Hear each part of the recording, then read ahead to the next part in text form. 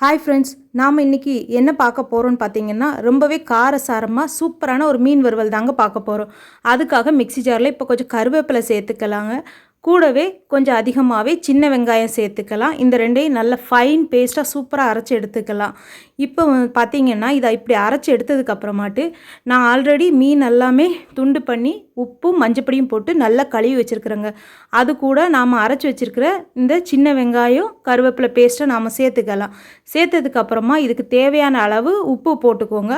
கூடவே கொஞ்சமாக மஞ்சள் பொடி, காரம் கொஞ்சம் ஜாஸ்தி வேணுங்க, அதனால் ஒரு 1.5 ஸ்பூன் அளவு மிளகுத்தூள் பொடி, கூடவே ஒரு 1/2 ஸ்பூன் தனியா பவுடர், கொஞ்சமாக நல்ல மிளகு, எக்ஸ்ட்ரா அரிசி மாவு பவுட்ரு சேர்த்துக்கலாங்க.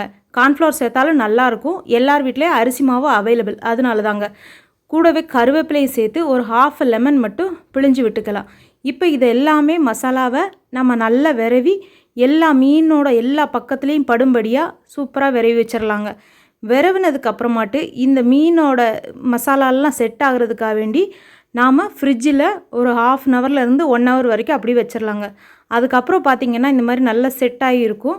இதை நாம் எண்ணெயில் ஒன்றா போட்டு நல்லா ஃப்ரை பண்ணி எடுத்துக்கலாங்க. கொஞ்சம் மிதமான தீயில வச்சு வறுத்து எடுத்திங்கன்னா சூப்பராக இருக்குங்க.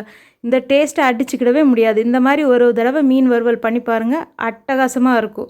மறக்காமல் நம்ம சேனலை சப்ஸ்கிரைப் பண்ணிக்கோங்க, சரிங்களா? அதுக்குள்ளாடி மீன் வெந்துருச்சுங்க, பாருங்கள் எப்படி இருக்குன்னு. சூப்பராக காரசாரமான மீன் வறுவல் ரெடி. தேங்க்யூ ஃபார் வாட்சிங்.